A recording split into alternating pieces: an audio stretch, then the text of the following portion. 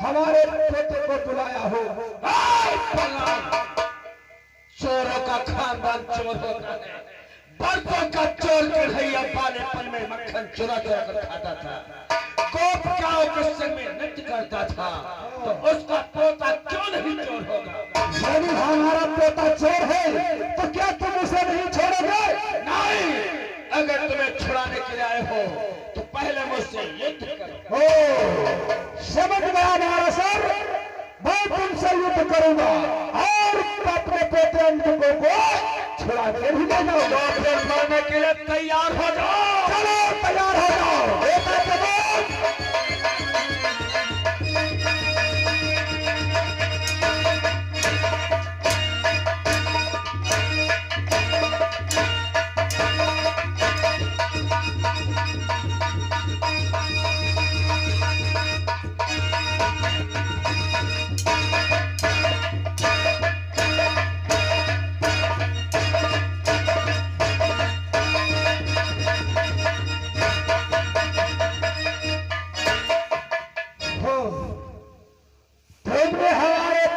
बेटा जवान, अस्त्र को काट दिया, लेकिन बाणासुर मेरा नाम बलराम है। चल तैयार हो जा।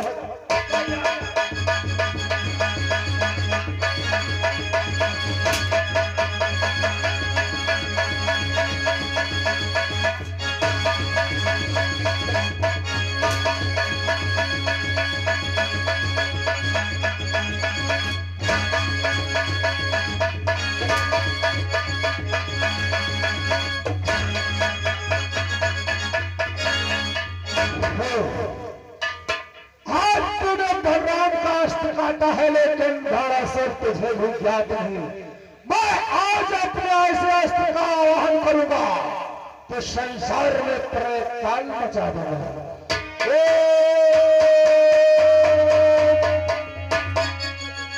ये क्या कन्हैया, आज तूने मुझे रोक लिया? दाऊ भैया, हमें जानना चाहते हैं क्या आप बाणासुर से युद्ध कर रहे थे?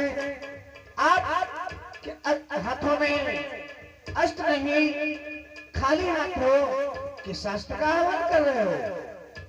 एक कन्हैया, आप तो जानते हो जब मैंने बाणासुर से युद्ध किया तो उन्हें हमारा अस्त्र छीन लिया, लेकिन आज मैं अपने पुराने अस्त्र का आह्वान कर रहा था, हल और मूसल का।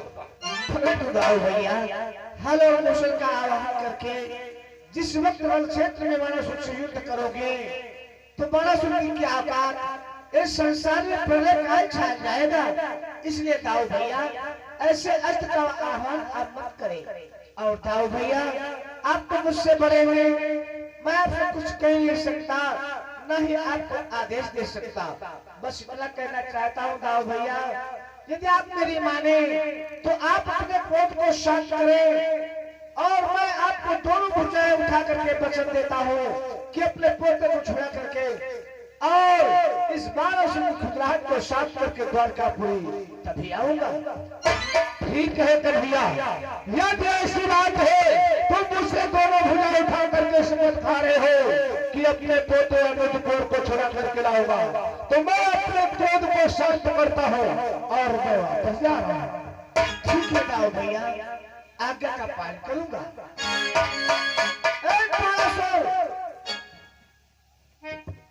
बोलो, कौन हो और कहां से आए हो?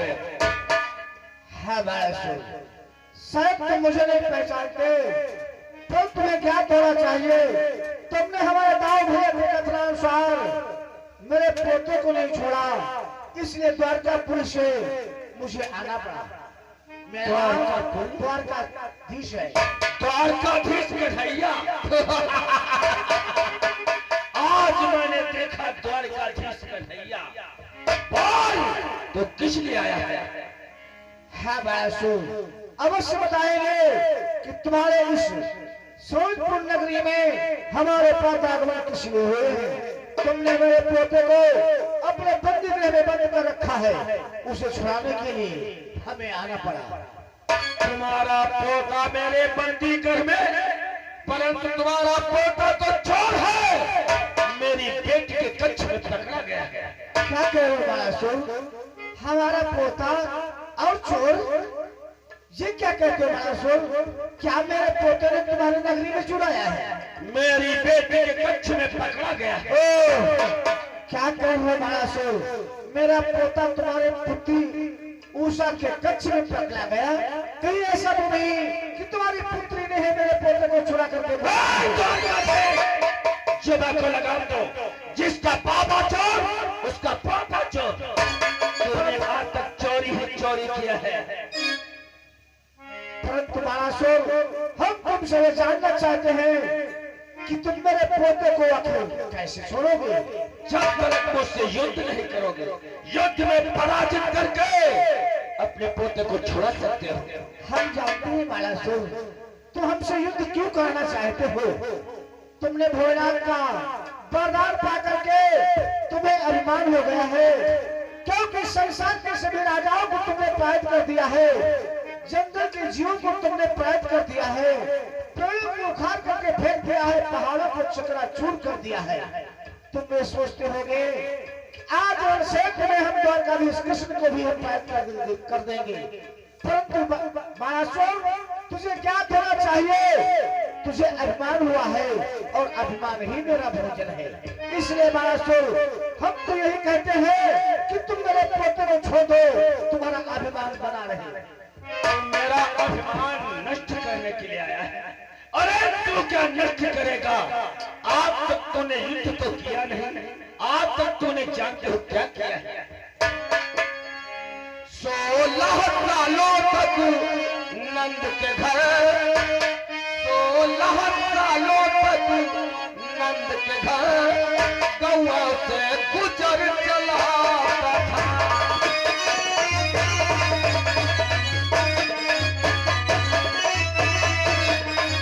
16 सालों तक नंद के घर गौओं से गुजर चलाता था। उस नीच मलिच अहीरों का झूठा मीठा खाता था।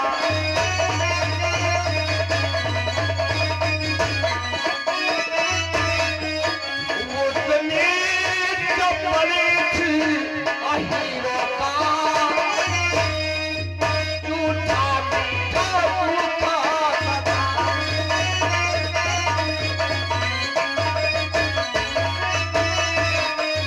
16 सालों तक तो नंद बाबा के यहाँ गाय चराया, गौओं से अपना गुजर चलाता था। नीच मलीच अहीरों के घर का जूठा मीठा खा करके अपना जीवन यापन करना था। और ये युद्ध का पड़ाव ये कहां से क्या किया गया? हम जानते हैं बालासुर, तुम इतना क्यों बोल रहे हो? क्योंकि तुम्हें अपने बल पर अभिमान है और अभिमान ही मेरा भोजन है। इसलिए बालासुर कि पेट समय डाल रिहाऊ उखाड़,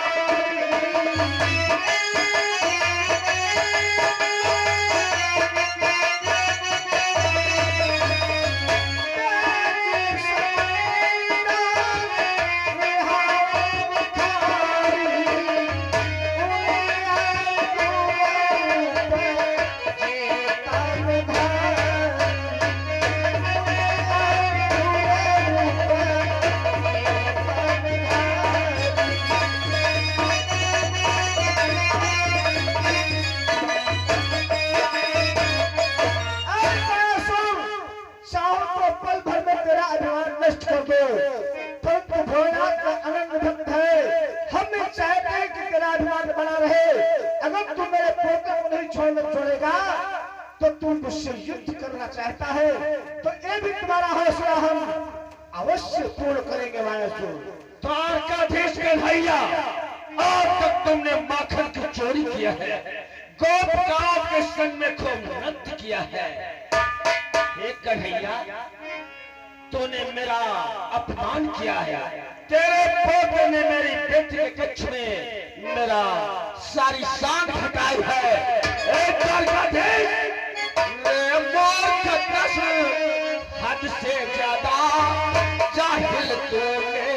अभिमान किया।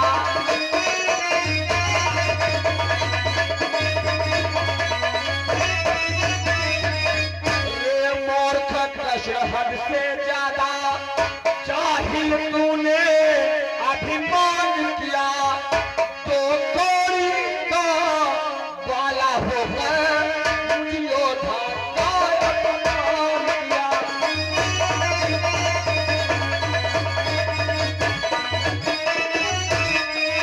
तो कोड़ी का ग्वाला होकर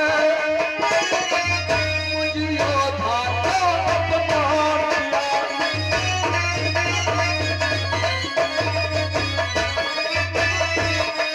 तो कौड़ी का ग्वाला और बारासुर का अपमान करने के लिए आया है।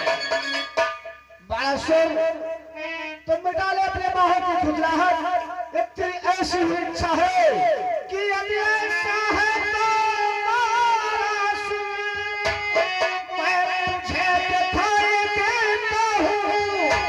बारासुर तेरी इस नगरी की बुनियाद हिला देता हूँ।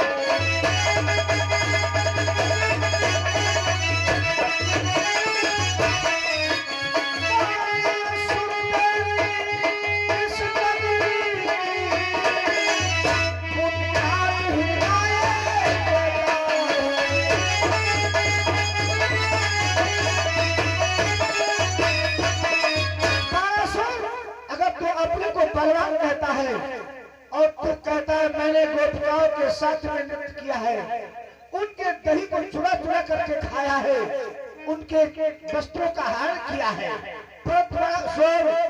ये सब कार्य मैंने किए हैं।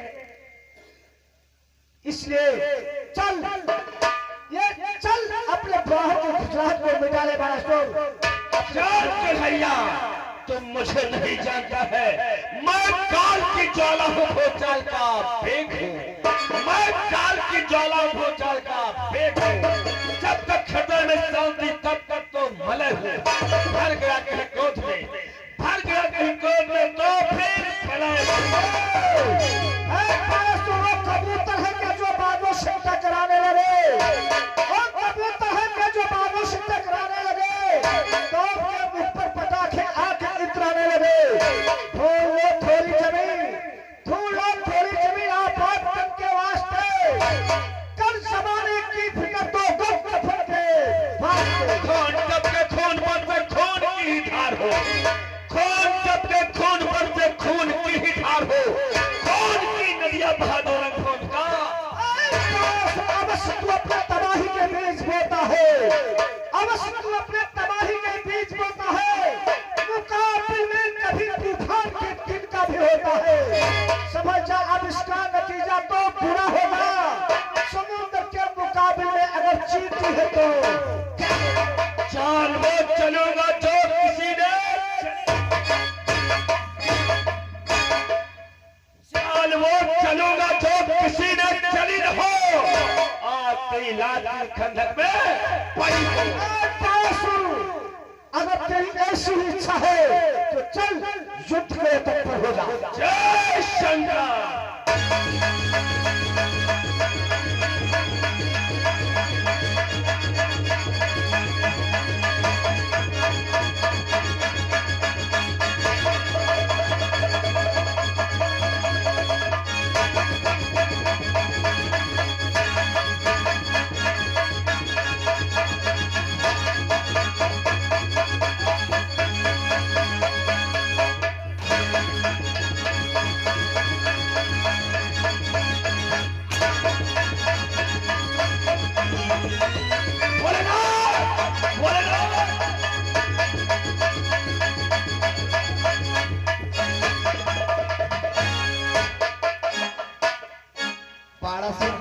इस प्रकार से बेचैन भयभीत क्या कारण है, और ये अस्त्र शस्त्र बिखेरे पड़े हुए। हे भोलेनाथ, आपने मुझे वचन दिया, जब किसी समय मेरे ऊपर आपत्ति आएगी मैं आपका ध्यान धरूंगा, आप आकर के मेरी रक्षा करोगे। अवश्य वक्त मेरे ऊपर संकट है भोलेनाथ। कौन सा संकट है बाणासुर? मेरा युद्ध द्वारकाधीश प्रक्रिया से चल रहा है, इसलिए उसमें मेरी पराजय हो रही है। चलो चल करके उस शक्ति से युद्ध करो। ठीक है, यदि ऐसी बात है तो लाओ अपना धनुष और बाण, लो मेरा त्रिशूल। द्वारकाधीश की जितनी सेना है हमारे त्रिशूल से समाप्त कर। आओ तुम्हारे धनुष बाण से मैं युद्ध करता हूँ।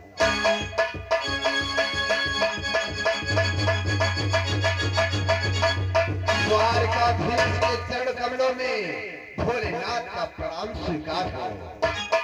अरे भोलेनाथ के तत्काल कमल आज इस क्षेत्र में मेरा भी प्रणाम स्वीकार करें भोलेनाथ।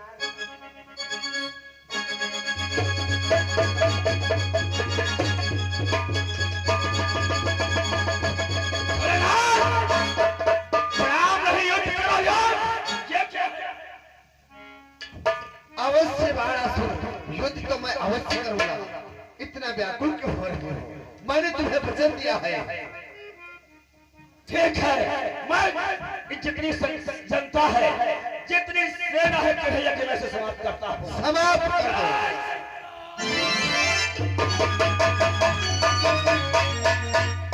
हे द्वारकाधीश के कृष्ण, ये मैं क्या देख रहा हूँ? जिन हाथों में बंसी सदा सुशोभित हो रही थी, आज उन हाथों में धनुष और बाण। इस रण क्षेत्र में क्या कारण है? वाह भोलेनाथ वाह, धन्य आप जिन हाथों में सदैव कमलों और त्रिशूल सुशोभित होता था, आज उन हाथों में धनुष बाण देख करके हमें सोच रहे हैं कि आखिर हमारा और बाणासुर का युद्ध हो रहा था, अचानक आपके पदार्पण इस क्षेत्र में हुए, इसका क्या कारण है भोलेनाथ? हे द्वारकाधीश, आपका और बाणासुर से युद्ध हो रहा था, परंतु बाणासुर मेरा अनन्य भक्त है। मैंने उसे वचन दिया, उसने मेरा ध्यान किया, इसलिए रण क्षेत्र में उसकी सहायता हेतु मुझे आना पड़ा। वाह भोलेनाथ, क्या कहा आपने? बाणासुर को ऐसा वरदान दिया है कि जब कभी उसका रण क्षेत्र में उसकी पराजय होने लगेगी तो उसकी तरफ से युद्ध भी आप करेंगे। अवश्य युद्ध करूंगा। धन्य भोलेनाथ, धन्य आपकी लीला और आपकी माया। परंतु भोलेनाथ, इन दुष्टों को वरदान देने से पहले आपको सोचना था कि मैं वरदान दे दूंगा, पता नहीं मेरा वरदान किस प्रकार से प्रयोग करने लगे। आपने इसे ऐसा वरदान दिया है, परंतु देने से पहले आपको सोचना था कि इसे वरदान मैं कैसा दूं। भोलेनाथ, एक बार आपने भस्मासुर को वरदान दिया था कि जिसके ऊपर अपना दाहिना हाथ रख दे वो भस्म हो जाए। अंत में क्या हुआ? वो माता पार्वती को लेने के लिए आप ही को भस्म करना चाहा। जो भी आपके शीश पर अपना हाथ रखने के लिए बढ़ा, क्यों आप भाग खड़े हुए, तीनों लोगों में भाग करे, कहीं पर आपको ठिकाना मिला। अंत में हमारे क्षीर सागर में पहुंचे। त्रायमाम शरणागतम, प्रभु मेरी रक्षा करो। जब आपके मुखारबिंद से मैंने ऐसे वचन सुने तो मैंने सोचा कि भोलेनाथ के ऊपर बहुत बड़ा कष्ट है। आपके कष्टों का निवारण करने के लिए मैंने नारी का भेष बनाया और उस भस्मासुर को भस्म किया। आज इस दुष्ट को ऐसा वरदान दे बैठे हो भोलेनाथ, आपको ऐसा वरदान नहीं देना था, पर क्योंकि झेलना, मिटाना और पूर्ण करना मुझे पड़ता है। द्वारकाधीश, एक बार तुमने मेरी रक्षा व सहायता क्या कर दिया? इस रण क्षेत्र में आज उसकी वार्तालाप कर रहे हो। तुम क्या चाहते हो? मैं अपने भक्तों की रक्षा न करूं, वो मुझे प्रसन्न करे, मैं उसे प्रसन्न न करूं? अरे सोनितपुर भक्त, सोनितपुर नरेश बाणासुर मेरा अनन्य भक्त है। मैंने उसे वचन दिया, उसने मेरे नाम का जाप किया, मैं उसकी तपस्या व उसकी श्रद्धा पर प्रसन्न होकर के उसे वरदान दिया, इसलिए मैं उसकी तरफ से युद्ध करूंगा। आप युद्ध अगर नहीं करना चाहते हो तो सीधे द्वारकापुरी के लिए सीधा मार्ग लगा है, वापस जा सकते हो। हाँ बाणासुर, ये हम जानते हैं कि आप गलत क्यों बोल रहे हैं, क्योंकि उस दुष्ट को आपने उसे वरदान दिया है। ठीक है भोलेनाथ, यदि आप उसकी तरफ से युद्ध करने के लिए आए हो तो फिर तत्पर हो जाओ, तत्पर हो जाओ।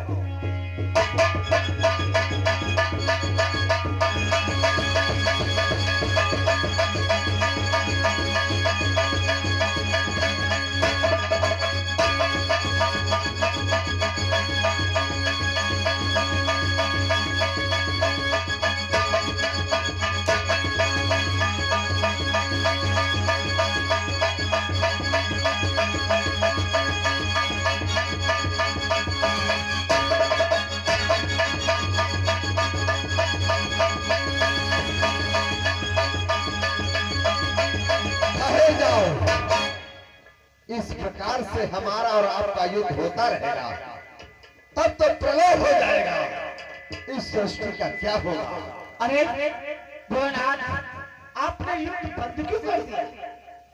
हे द्वारकाधीश, यदि हमारा और आपका इसी प्रकार से युद्ध होता रहेगा तो फिर सोनितपुर नरेश बाणासुर के अहंकार का क्या होगा? उसका तो मुझे अहंकार नष्ट करना है। धन्य भोलेनाथ, धन्य आपकी माया। खूब माया रचाते हो और खूब लीला करते हो। भोलेनाथ, आपने क्या लीला किया है और क्या माया रचाया है, मैं सब कुछ जानता हूँ भोलेनाथ। ओह, क्या समझते हो, क्या जानते हो? भोलेनाथ, आपने जो भी किया है, क्या मैं ये नहीं जानता हूँ कि आप उसकी तरफ से युद्ध किस लिए करने के लिए आए हैं? क्या मैं ये नहीं जानता हूँ कि आपने कौन सी माया रचाया है? यदि मैं आपकी माया में हाथ न बटाता तो शायद आपकी ये माया पूर्ण होती, परंतु मैंने सोचा भगवान भोलेनाथ की ये माया चल रही है, मैं इसमें हस्तक्षेप क्यों करूं?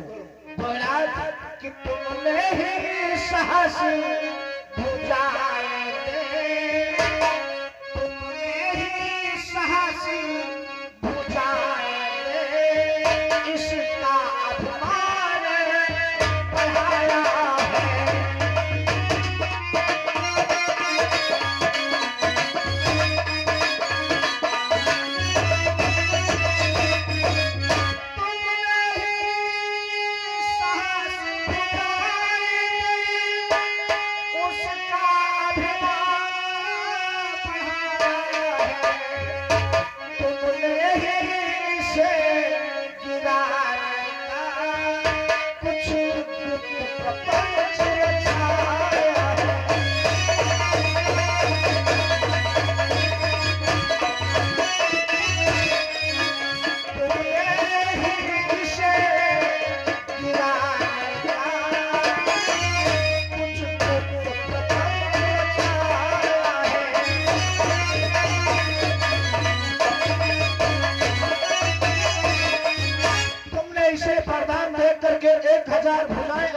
दिया है और तुम्हारे में कुछ ऐसा गुप्त प्रपंच रचा है जिसके कारण आज उसकी तरफ से युद्ध करने के लिए आए हो।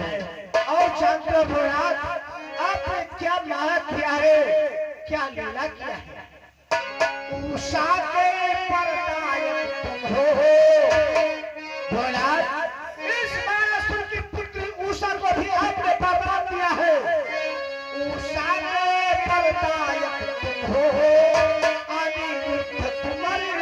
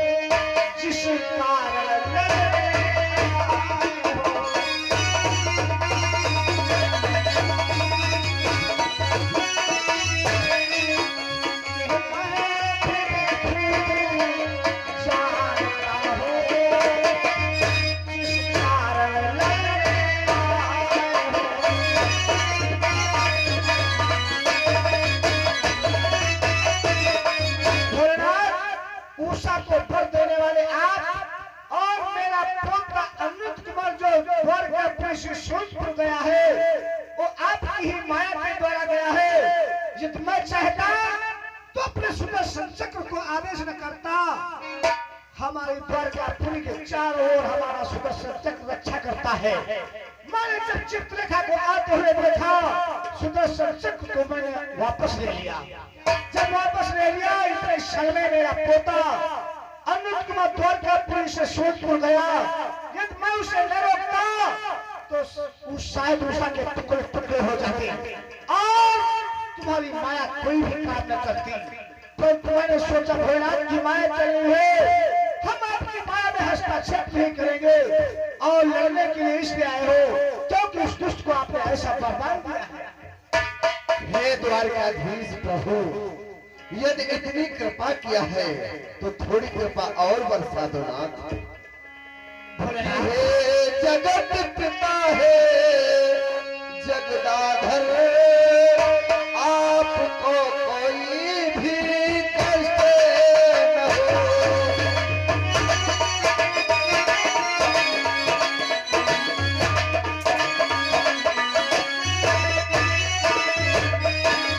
हे जगत पिता है जगदाधर, आपको कोई भी कष्ट न हो। अभिमान मिटे बाणासुर का, वरदान हमारा नष्ट न हो।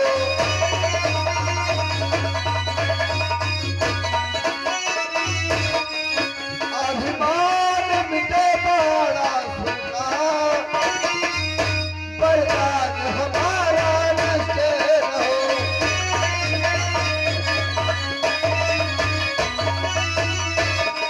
हे प्रभु, यदि समस्त लीलाओं को हमारी जानते हो प्रभु, तो थोड़ी कृपा कर दो जिससे मेरे वरदान की मर्यादा भी रह जाए और दुष्ट बाणासुर का अहंकार भी नष्ट हो जाए। धन्य हो भोलेनाथ, क्या कहा कि आपका वरदान भी नष्ट न हो और उस बाणासुर का अभिमान भी मिट जाए। अवश्य प्रभु। परंतु भोलेनाथ, हम उस बाणासुर का अहंकार कैसे नष्ट करेंगे जब आप उसकी तरफ से युद्ध करने के लिए आए हैं? हमसे आप ही युद्ध करते रहेंगे, बाणासुर हमारे समक्ष युद्ध करने के लिए नहीं आएगा, तो हम उसका अभिमान कैसे नष्ट करेंगे? सत्य कहते हो प्रभु, हमारा और आपका युद्ध तो अवश्य होगा, क्योंकि मैं उसे वचन दिया है जिस समय उसकी पराजय होगी, उसके ऊपर कोई संकट आएगा, आपत्ति आएगी, हम उसके आगे की रक्षा करेंगे। इसलिए द्वारकाधीश, उसकी तरफ से मैं युद्ध तो अवश्य करूंगा, परंतु एक उपाय बताता हूँ। भोलेनाथ, कौन सा उपाय है जिसके द्वारा आपका वरदान भी बच जाएगा और उस बाणासुर का अभिमान भी नष्ट हो जाएगा? जिस समय हमारा और आपका युद्ध होगा, उसी क्षण कुछ समय निकाल के आलस्य बाण का प्रयोग करो, जिससे मैं आलस्य में आ जाऊं और रण छोड़ करके चला जाऊं। उसी समय उसका अभिमान नष्ट करो प्रभु। वाह भोलेनाथ, क्या कहा? हमारा तुम्हारा युद्ध उस बाणासुर की दिखावट में नजरों में चलता रहेगा कि बाणासुर समझे कि भोलेनाथ हमारी तरफ से युद्ध कर रहे हैं। जिस वक्त हम आलस्य बाण का प्रयोग करेंगे, आप आलस्य में हो जाएंगे, इस रण क्षेत्र से चले जाएंगे। अवश्य प्रभु। बस उतने ही समय में हम बाणासुर का अभिमान नष्ट कर देंगे। नष्ट कर दो प्रभु। यदि ऐसी बात है भोलेनाथ, आप ऐसा करेंगे कि तुम्हें तो सेवक का पक्ष निभाना है, हमें भूतल का भार घटाना है, झोंकों से झाल झाड़ करके पतझड़ बहार बनाना है। इसलिए भोलेनाथ, यदि ऐसी बात है तो चलो उस बाणासुर के दिखावट में हमारा तुम्हारा युद्ध होता है। अवश्य प्रभु।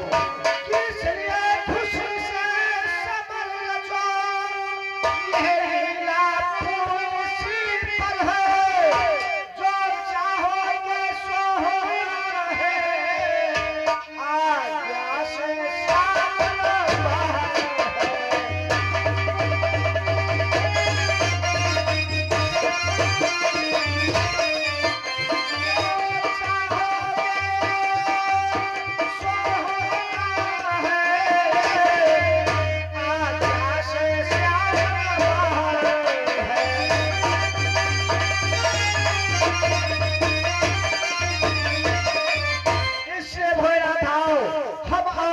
मिल करके उस 1200 की दिखावट में युद्ध करते हैं। तैयार हो जाओ।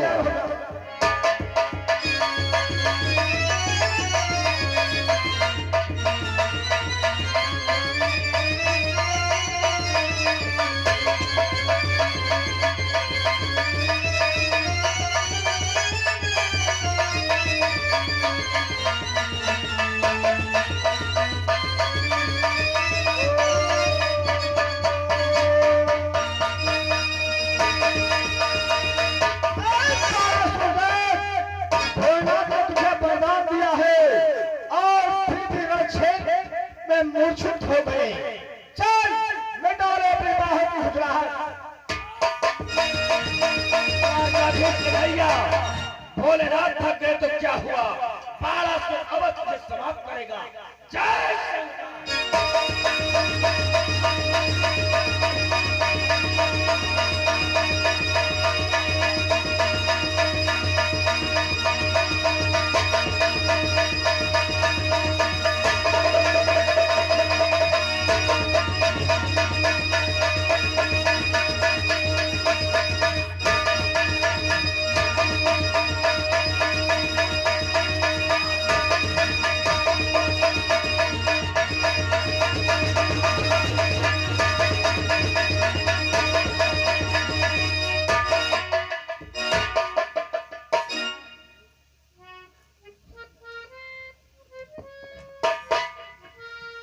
अरे ये क्या मैं देख रहा हूँ, 1200 हमारा तुम्हारा युद्ध हुआ और उस युद्ध में तुम हमारी शरण में आ गए।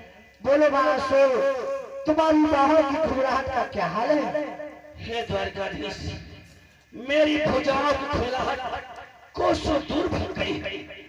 आपको चढ़ते पर छोड़ते ही मेरी सारी ताकत छीन हो गई। क्या क्या कहा 1200?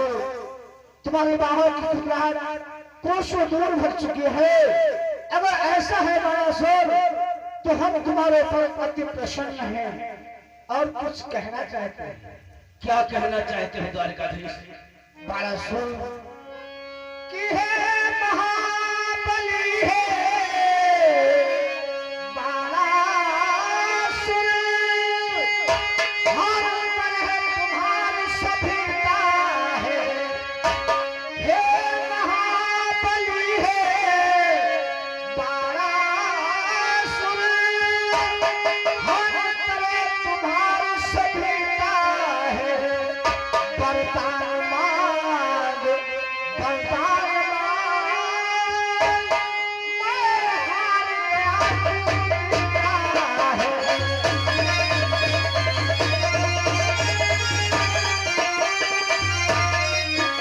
वरदान मांग वरदान मांग, मैं हार गया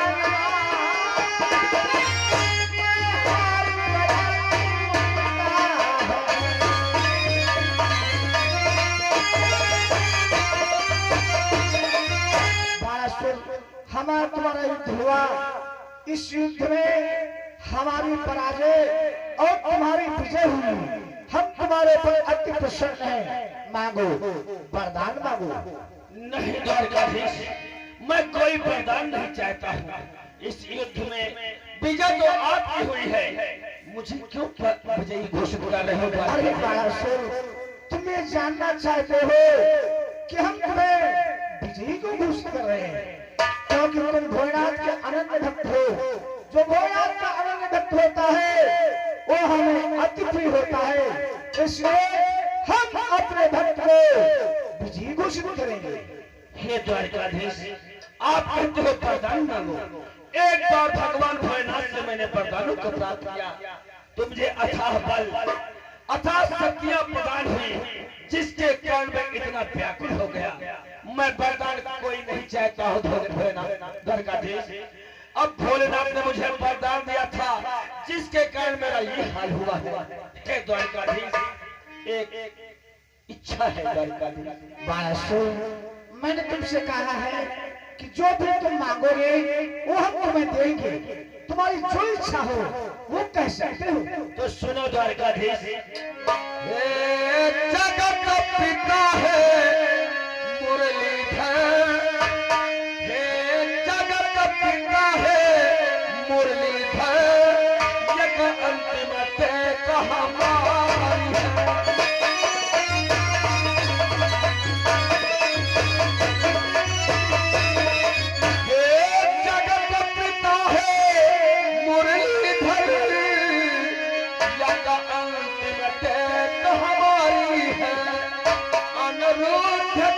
के नाते से अब ऊसा बहू हमारी है।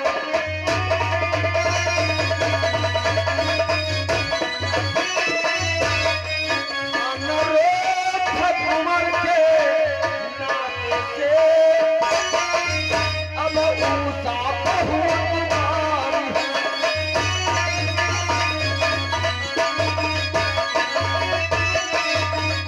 हे क्षीर सागर निवासी श्री हरि विष्णु के अवतार, जन जन का कल्याण करने वाले और घट घट में व्याप्त, आप तो सब कुछ जानते हो। आपका अनुज कुमार पोता है, उस आपके पोते के नाते से मेरी बेटी उषा को अपनी पौत्र वधू के रूप में स्वीकार करें द्वारकाधीश। बड़ा शुभ। वास्तव में तू बड़ा चतुर है।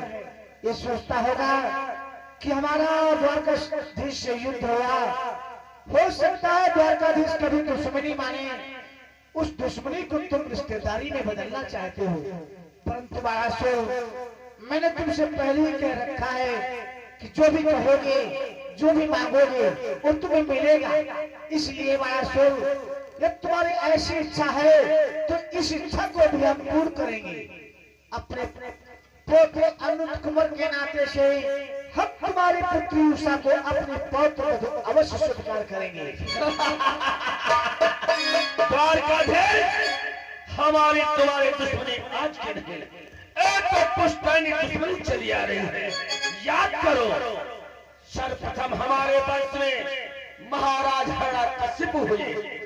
हिरण्यकशिप पुत्र प्रहलाद, प्रहलाद पुत्र विलोचन, विलोचन पुत्र बलि, बलि पुत्र में बाणासुर।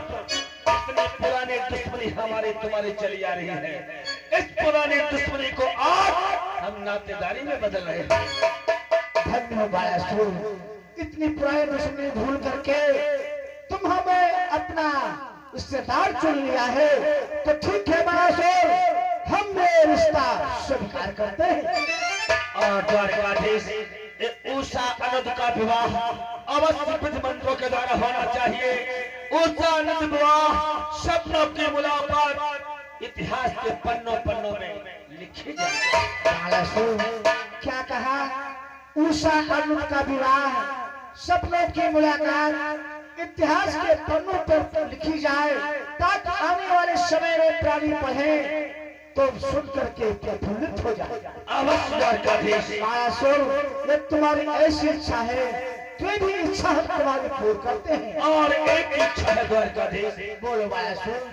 भगवान भोलेनाथ के वरदान के द्वारा जो हमारे 1000 भुजाएं हैं, इनमें से 996 भुजाएं काट काट पृथ्वी पर गिरा दो, से 4 भुजाएं रखो जो कि आपका आकार हो।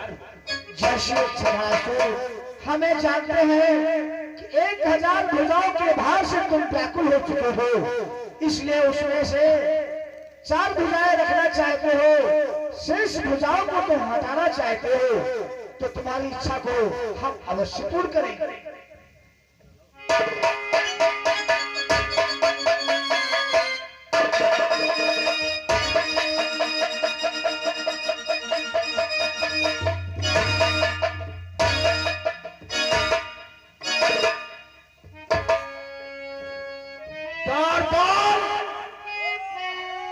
मेरी पुत्री उषा और अनुज को जेल से ला करके उन्हें नए नए वस्त्र पहना करके दरबार में लाया जाए।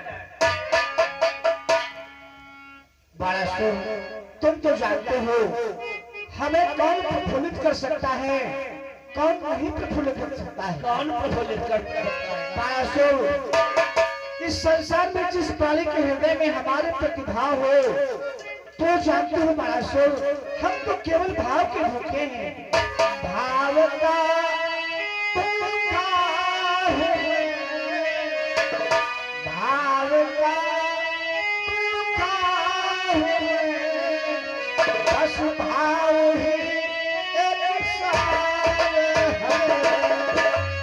भाव का भूखा है, भाव ही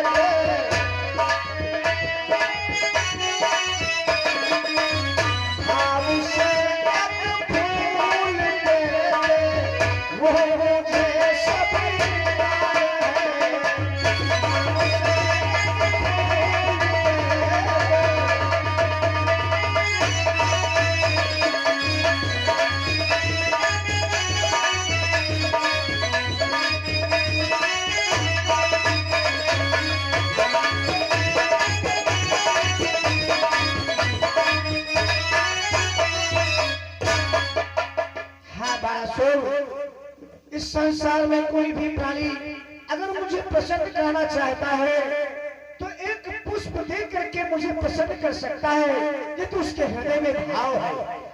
प्राणी के हृदय में यदि भाव नहीं है तो क्यों ना अपने हमारे सारे संकट दे दे, परंतु हमें प्रसन्न नहीं कर सकता। आ गई तुम्हारी पुत्री उषा और मेरा पोता अनिरुद्ध। द्वारकाधीश देखो, मेरी बेटी किसी अंगूठी से कम नहीं। बालासुर, क्या कहते हो? तुम्हारी पुत्री उषा किसी अंगूठी से कम नहीं, परंतु बालासुर इधर देखो, मेरा भी पोता किसी नगीना से कम नहीं। द्वारकाधीश, अंगूठी बिना नगीना की सुनी है। हाँ बालासुर, अंगूठी और नगीना को एक में जोड़ दिया जाए। ठीक है बालासुर, हम तुम्हारी पुत्री उषा को अपनी पौत्र बहू स्वीकार करते हैं। वैदिक मंत्रों के द्वारा बेटी उषा अनंत का विवाह कराओ और दहेज के लिए बने बड़े बड़े बक्से भरवा कर रखे हैं। द्वारकाधीश चलो, हम तुम्हें उसे लदवाते हैं। आओ बालासुर, इधर विवाह होता रहेगा और उधर हमारे चलने की तैयारी करो। चलो द्वारकाधीश।